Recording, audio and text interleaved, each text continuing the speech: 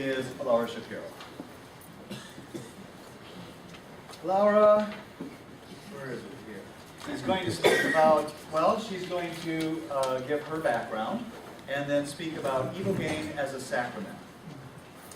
Laura Shapiro is determined to change how we look at addiction. Through her personal experiences with Ibogaine, she has become a strong advocate for its ability to provide a unique path to recovery from addictions and compulsive behaviors. One of her great passions and pleasures in life is exploring the connection between expanded states of consciousness in any form and the nature of reality connected to it. Laura will present on her investigation towards gaining U.S. religious status for Ibogaine as a sacrament in the European community recognized Slovenian-based religion known as the Sacrament of Transition. Laura is currently working on her associate degree in comparative religion at Santa Rosa Junior College with plans to complete her BA at CIIS and to pursue a graduate degree there too. And with that, I give you Laura.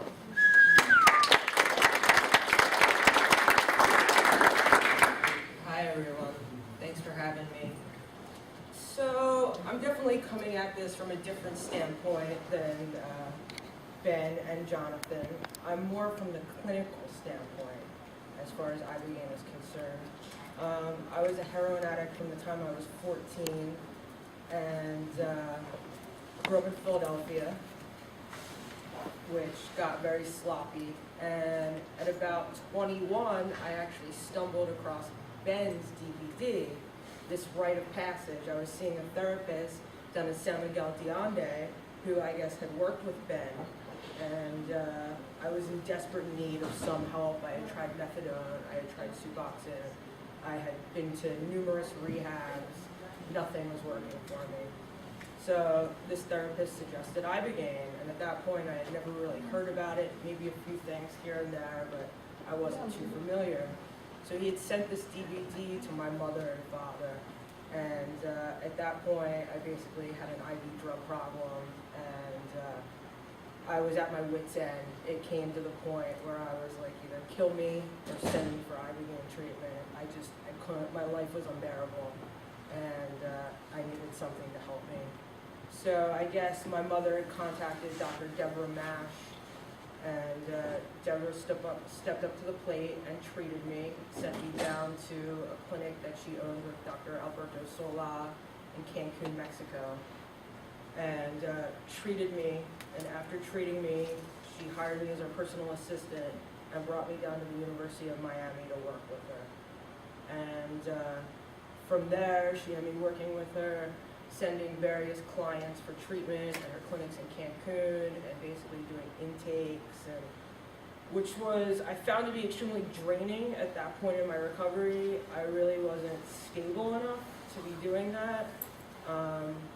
Not everyone meets criteria to do Ibogaine, so sometimes you have to tell people no, and it became extremely draining for me. So there was definitely some relapses in that. And I continued to go down to Mexico and get other treatments. Well, probably 15, 20 times later, this was still going on. And they started treating me in what Jonathan was discussing as, what did you call it, the low doses? I just named it that today. Okay. I didn't know if it was a term you had. Yes. So, basically low, small doses instead of big doses at like 1,200 to 1,400 milligrams. They started treating me at like 300 to 400 milligrams spread out over the course of 5 days. So basically not really sleeping, still in some discomfort because it wasn't enough to actually break the cycle of addiction, but drawn out over time to build the more Ibogaine in my brain, which I found to be beneficial in the long run. That was the last time I did Ibogaine. And I've been clean for about 2 years now. Started going to school, became a comparative religions major, and I decided that Ibogaine needs to, in my opinion, it needs to be approached in the religious standpoint. It has a hard time, being legalized. It's a Schedule I in the U.S., and the government has it on par with heroin and LSD, So I've come to the conclusion that if it can be an accepted religion in the United States like it is in Slovenia. There it's called the Sacrament of Transition, and it is an accepted religion in the European Union. If that can come into the United States, that would be a back door to actually treat addicts as well, plus give that spiritual, sacred component and actually work with that. If it was a religion, it would be protected under constitutional rights and therefore be protected. So right now, I'm kind of working on this. I'm hoping to come to CIIS and really develop this idea a little more, gain some academic momentum, and really pull this idea together. You know, I don't see it passing as a drug treatment modality at this current point in time. There's too much money in big business, and big pharmaceutical companies just aren't willing to let that happen at this point. Methadone is huge in the United States. It makes so much money, and I don't think any pharmaceutical company wants to see a one-time drug treatment modality come in and basically take them out of business. So right now, in terms of the religion, I think that's the way for me to personally approach it, and I'd like to see this idea flourish, and that's kind of where I'm at with it right now.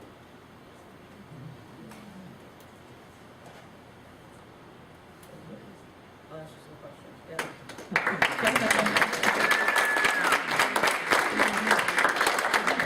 Yeah. Can you tell us a little bit about the spiritual structure that's being used in Slovenia? How was it based on an African connection, or are they developing different? They're developing it differently, and there's like, you know, a specific protocol to go into it, and you know, that's all been established. Right now, I don't think they're really using it in Slovenia. I think it was something that came together as a good idea and started, but it's not really being executed anymore. So neither you have told us what is the Iboga effect. I would like to know, what do you feel when you take the Iboga? You can answer it. I mean, it's highly spiritual. You know, it's basically like this third-party perspective of what's gone on in your life without being emotionally attached. So you're like watching a movie screen on the back of your eyelids, like you're watching yourself interact with family members, seeing where parts of your life went wrong, where you want to stray, and seeing how to come out of that and make it right because you're not emotionally attached. So you're watching it all unfold. I heard that in Gabon, the people who use Iboga traditionally, they stay like for 48 hours without moving because they are awake but they look like dead. Is that? It's hard to walk on it. Your equilibrium is really off as well.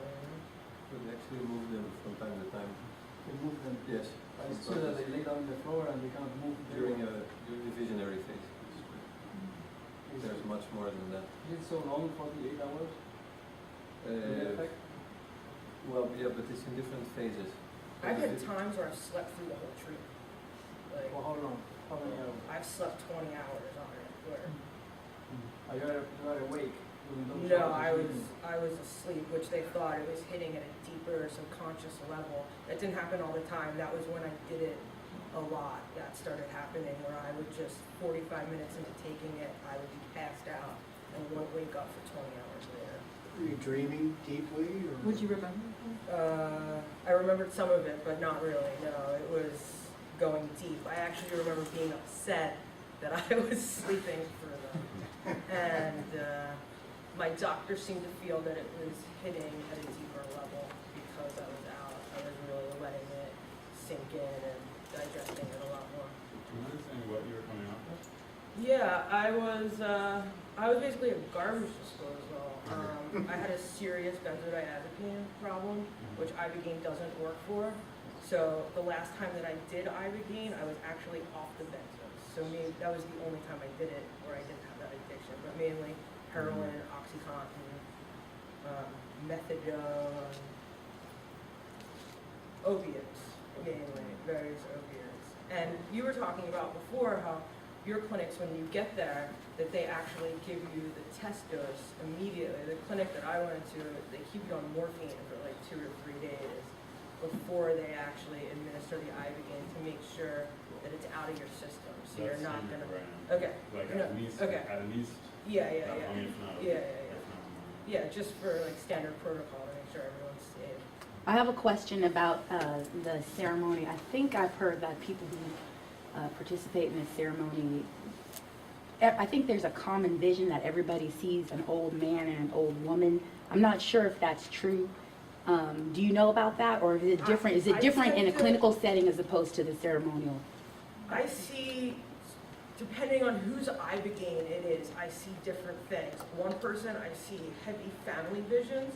The other person is like very tribal based, like very like all like the African ancestors, like tribal dancing, fire, like visions, like heavy into like the ritualistic behavior. Okay. But then the other kind is completely different, like me interacting as a baby with my family. And, you know, I can actually tell whose Ibogaine it is from the visions that Oh, okay. I have a question. So last time you went, when you took the smaller amount, did you still have like crazy muscle cramps and like I mean, your not body being torn from inside out? But not torn inside out, more like slight restless leg syndrome. You know, like it eliminated a lot, but there was still something there. You know, big dose that goes away for me personally. You know, but the smaller dose, you need normally like 800 milligrams to do a full neural reset. You know, this what I was taking like 300 to 400 at a time. You know, so I wasn't Yeah. hitting that Well, level. I've been talking to clinics that start out like that, and then they give you a blood dose like 3 days later or whatnot, you know, just, if you want it, you know, Yeah. maybe 2 even, or something, if you want to stay longer. When I did it, I either did that one time I did the small doses. Besides that, I did a major flood dose all at once. I didn't do any gradual build. Probably like 1,000 milligrams. Lots of different opinions. Yeah, for sure. I guess it depends on what doctor you're seeing. You know? I'm curious what is considered a low dose and what is considered a flood dose, and if you can speak to the difference in experience in each. I guess a flood dose would be considered anything above a full neural reset, which is 800 milligrams. I know when Dr. Max was doing it at St. Kitts, she was only administering 800 milligrams, you know, per person. But they tend to do it depends what clinic you go to. A lot of clinics do it 20 milligrams per kilogram of body weight, but you know, others may differ. I've only been to one clinic, so I don't know how all of them, you know, do it. But the small doses, the question was one more time.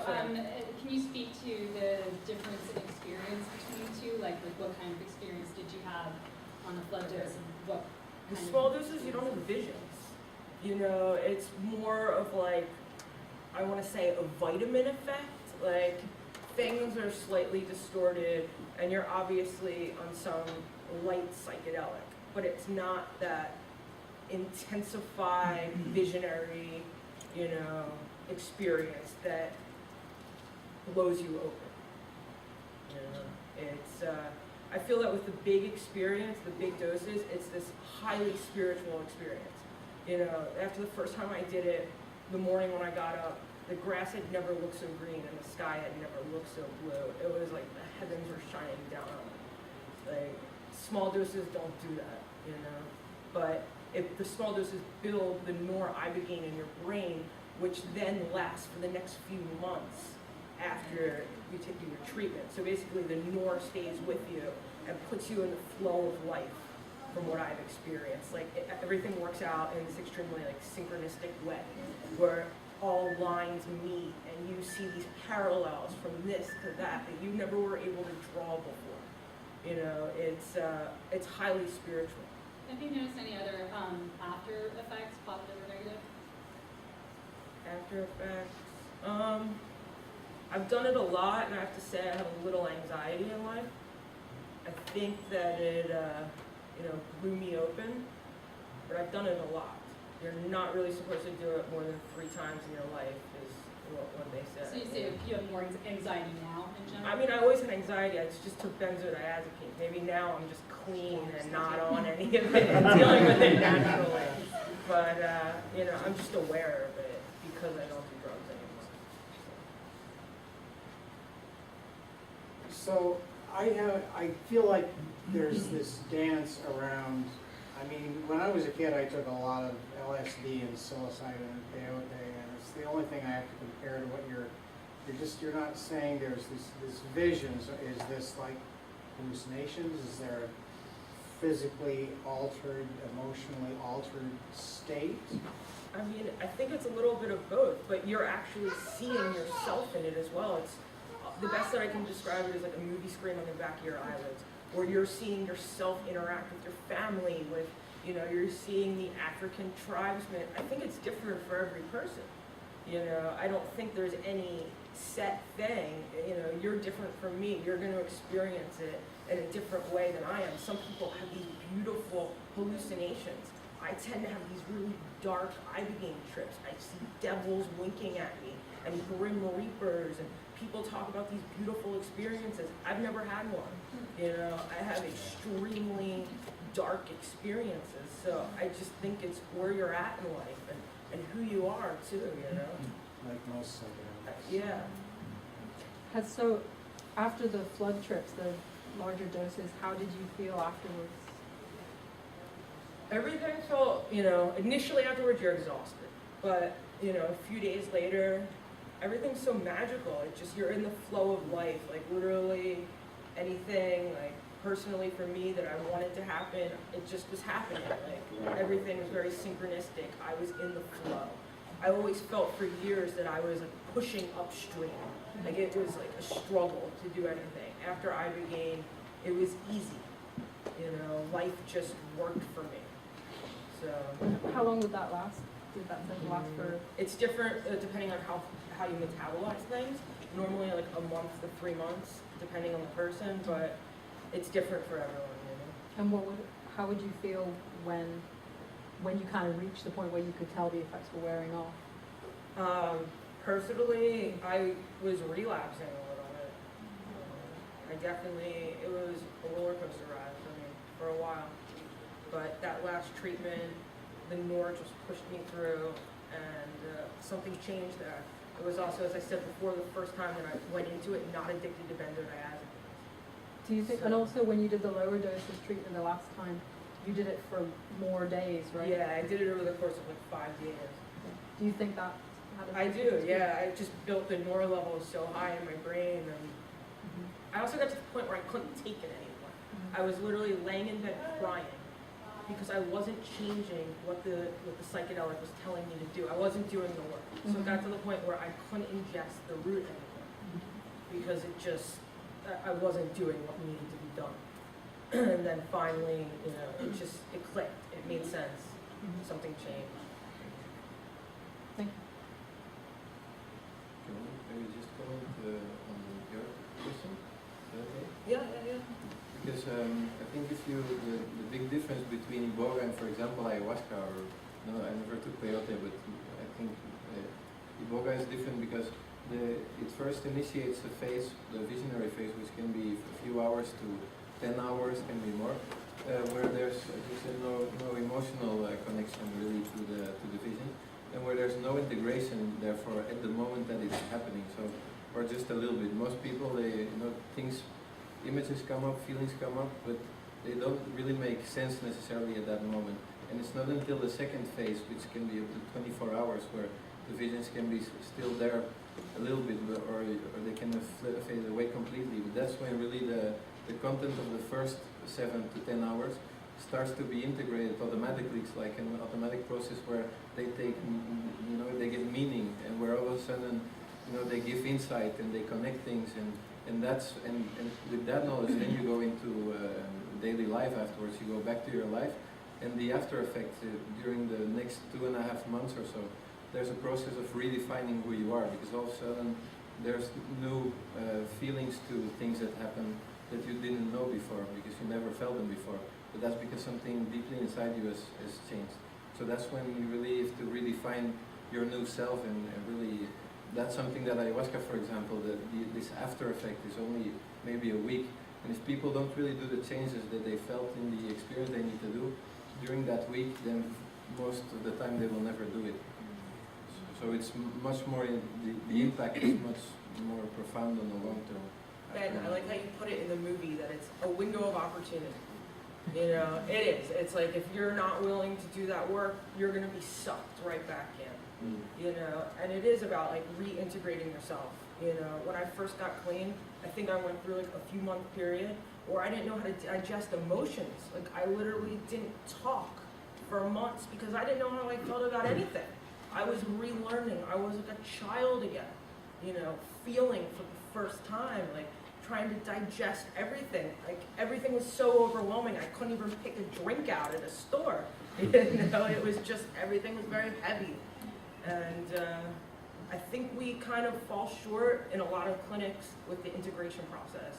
I think that a lot of practitioners are treating you and then just sending you back into society, and you don't know how to relate with people. There's, you know, especially let's say you live in the middle of Ohio or upstate New York, or, you know, in a place that there's not a psychedelic community. We live in the Bay Area. People are familiar with this, and somewhat, you know, but you go to these far out places that, you know, they definitely have like predominant drug problems, and people get treated and then go back to their hometowns, and they don't know how to relate. When I first got clean, I went to UPenn and saw a therapist there, and he told me he'd only seen it in primates and sat there and drooled over me. It's like I needed that interaction with someone. I needed someone to understand, to talk to, and I wish that more clinics spent more time with the integration therapy and actually, you know, helping people reestablish themselves and establish new behaviors. The aftercare. Yeah, the aftercare, it really needs to be there, and, you know,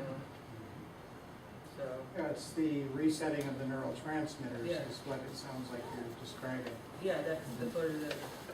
Yeah, and a lot of the content is really, it's like, it's a root Iboga, and it connects you also with the root, so very often, in my case, I tried it to know what the effects were because I made a movie and I wanted to know a few years later. I ended up taking it, but for me it was really a process of you know, seeing what responsibility one has in life and relationship with the father and the family.